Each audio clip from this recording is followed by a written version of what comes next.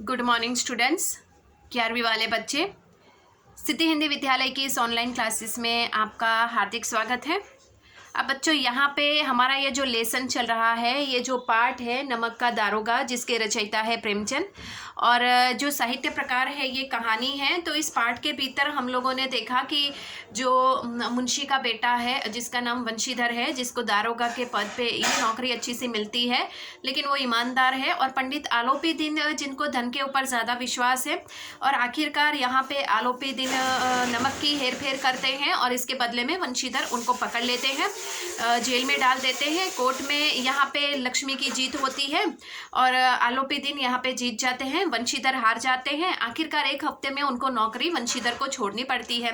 वंशीधर वापस अपने घर पे बैठ जाते हैं, लोग उनको कोसते रहते हैं। इतना ही नहीं, उनके घर के जो सदस्य हैं, उनके पिताजी, उनकी माँ, वंशीधर की पत्नी, सब वंशीधर को ही कोसते हैं कि उसकी ईमानदारी क्या काम में आई। यहाँ पे पिताजी ने वंशीधर को कुछ सीख दी थी, तो वो भी वंशीधर ने नहीं स्वीकारी, क्योंकि वंशीधर ये समझते थे कि ज़िंदगी में ईमानदारी, सच्चाई बहुत काम में आती है और ईमानदारी और सच्चाई की राह पे चलना चाहिए। आखिरकार घर में भी वंशीधर को सब बहुत बोलते रहते हैं। करीबन एकाध सप्ताह बीतने के बाद एक शाम ऐसा होता है कि जो वंशीधर के पिताजी है वो माला जप रहे होते हैं।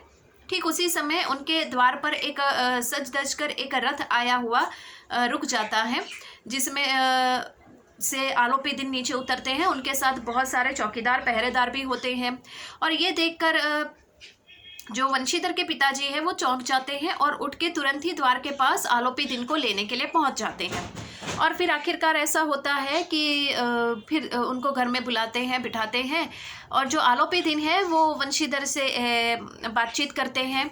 उनसे कहते हैं कि मैं यहाँ पे कोई प्रस्ताव लेकर आया हूँ, उम्मीद है आप मेरे प्रस्ताव को स्वीकार करोगे।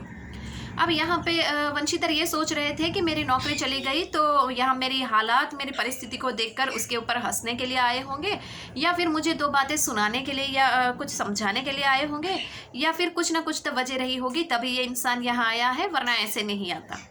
अब यहाँ पे आलोपी दिन कहते हैं कि उस नदी के किनारे तो आपने मेरी बात को ठुकरा दी थी रिश्वत की, लेकिन वही प्रस्ताव लेकर मैं आपके पास यहाँ पे आया हूँ। तो ये थोड़ा शौक लगता है बच्चों, हम सोच में पड़ जाए। आश्चर्यचकित वाली बात है कि वहाँ तो वो दारोगा थे, पुलिस में थे, तो उनको रिश्वत देने के लिए वो आए थे, लेकिन अब तो नौकरी नहीं रही, तो कौन सी बात की रिश्वत देने के लिए यहाँ पर ये आलोपी दिन पहुँच गए हैं, वो हमें जानना है।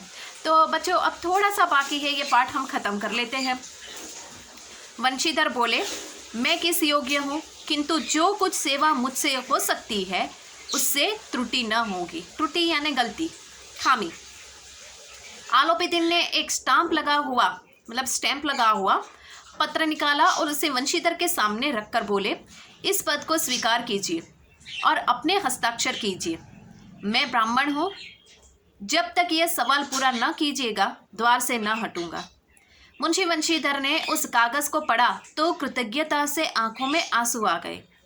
पंडित आलोपी दिन ने उनको अपनी सारी जायदाद का स्थायी मैनेजर नियत किया था। 6000 वार्षिक वेतन के अतिरिक्त रोजाना खर्च अलग, सवारी के लिए घोड़े, रहने को बंगला, नौकर चाकर मुफ्त। कंपित स्वर में बोले, पंडित जी, मुझ में इतना सामर्थ्य नहीं है कि आपकी उदारता की प्रशंसा कर सकूं, किंतु मैं ऐसे उच्च पद के योग्य नहीं हूँ। आलोपी दिन हंसकर बोले, मुझे इस समय एक अयोग्य मनुष्य की ही ज़रूरत है। बच्चों, यहाँ पे क्या होता है कि दोनों के बीच में बातचीत होती है। वंशीधर और आलोपी दिन, एक ईमानदार इंसान और एक को धन के ऊपर, लक्ष्मी के ऊपर ज़्यादा विश्वास था, जिनका ऐसा मानना था कि पृथ्वी तो क्या, स्वर्ग में भी लक्ष्मी की चलती है, तो वहाँ पे भी पैसों की ही बोलबाला है। अब यहाँ पे क्या होता है, वंशीधर ने कहा कि हाँ आप कहिए, अगर मुझसे बन पड़े, अगर मेरे लायक कोई सेवा होगी तो मैं करने के लिए तैयार हूँ। इस बार मेरे कार्य में कोई त्रुटि यानी कोई खामी नहीं आएगी, इसकी जिम्मेदारी मैं लेता हूँ। आलोपी दिन ने एक स्टैम्प, कागज़ निकाला जिसके ऊपर स्टैम्प लगा हुआ था और वंशीधर के हाथों में रख दिया।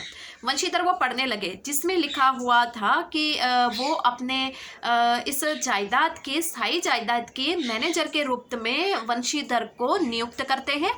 मासिक यानी एक महीने की तनख्वाह कितनी है, 6000 रुपये, और रहने के लिए घर देंगे, एक मतलब यहाँ पे जो सवारी है, सवारी के लिए घोड़े भी देंगे और नौकर चाकर मुफ्त में। ये सारी बातें उस कागज़ में लिखी हुई थी। अब यहाँ पे वंशीधर ये पढ़कर मतलब आश्चर्यचकित हो जाते हैं और उनके आंखों से आंसू बहने लगते हैं कि मैं आपका ये जो आपकी ये जो उदारता है वो ये उदारता बहुत ही मतलब बड़ी है। मैं उसके लायक नहीं हूँ, मैं इस पद के लायक नहीं हूँ, मैं अपने आप को अयोग्य समझता हूँ, मैं आपका प्रस्ताव स्वीकार नहीं कर सकता। यहाँ पे आलोपीदीन कहते हैं मुझे ऐसे ही आप अपने आप को अयोग्य समझते हो, कोई बात नहीं, मुझे ऐसे ही एक अयोग्य इंसान की ज़रूरत है जो मेरी इस स्थायी जायदाद को संभाल पाए।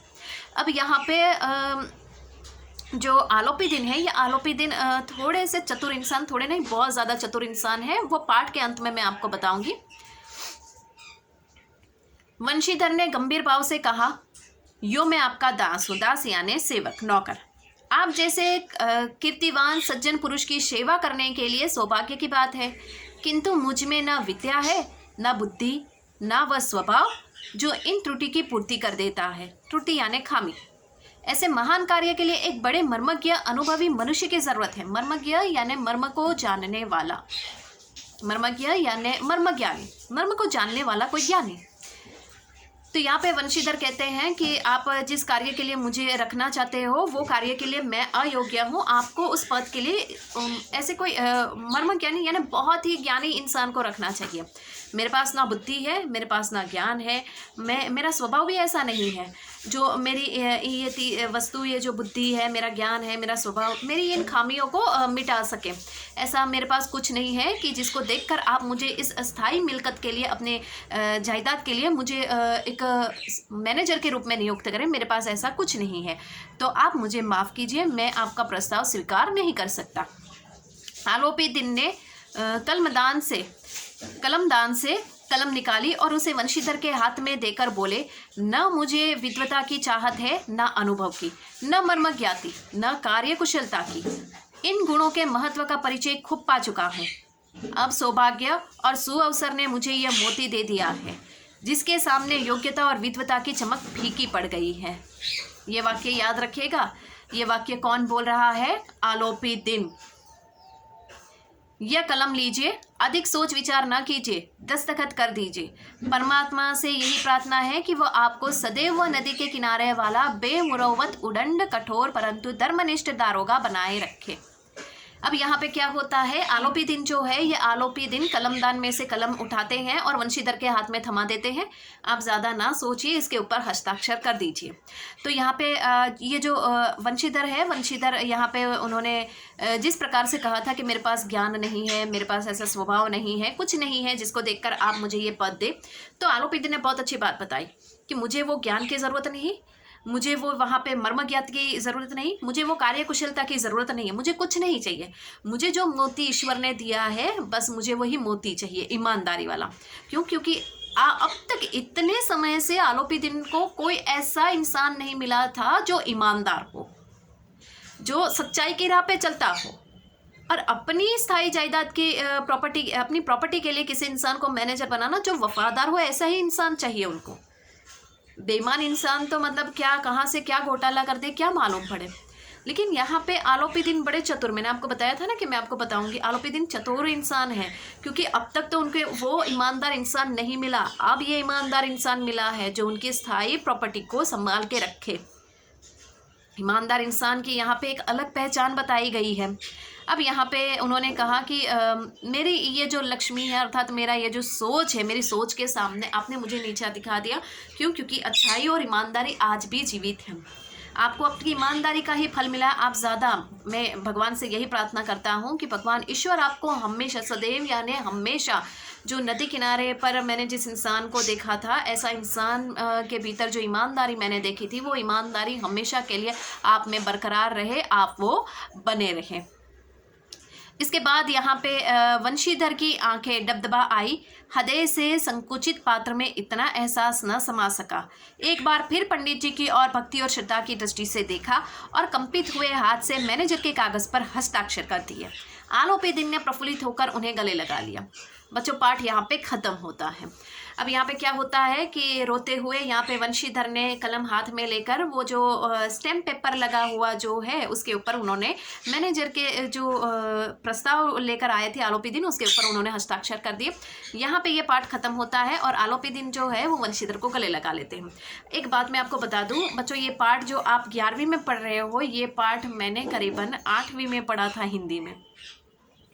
ये पाठ जो हम ये 11वीं में पढ़ रहे हैं आज के समय में, यही पाठ मैं वापस पढ़ा रही हूँ आपको।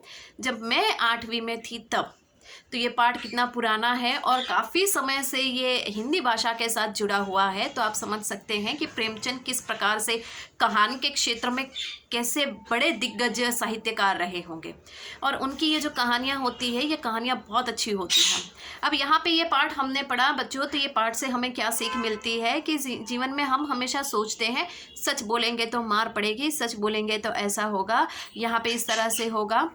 ईमानदारी मतलब एक इंसान जो होता है वो अच्छाई के रास्ते पे चलता रहता है, आखिरकार उसको दुख, परेशानी, वेदना, पीड़ा क्या कुछ नहीं मिलता है, वो कभी अपने जीवन में आगे नहीं बढ़ पाता है, ऐसा हम सोचते हैं। सच बोलते हैं तो मार पड़ती है, झूठ बोलते हैं तो प्रशंसा होती है, वाहवाही होती है, हम ऐसा सोचते हैं। लेकिन झूठ कब तक बोलेंगे? एक झूठ हमको पता है, एक झूठ बोलने के लिए 100 झूठ बोलने पड़ते हैं और फिर वो झूठ की रेखाएं आगे ही बढ़ती रहती है, एक दूसरे के साथ जुड़ी हुई होती है। लेकिन एक बार सच बोल देंगे तो वहाँ पे वो डर भी खत्म हो जाएगा और ईमानदारी, ये जो सच्चाई है उसकी जीत हमेशा होती है। यहाँ पे देखो, ये जो गरीब इंसान है वंशीधर, उनको उनके पिता ने, मुंशी जो थे पहले, उनको उनके पिता ने ही सीख दी थी।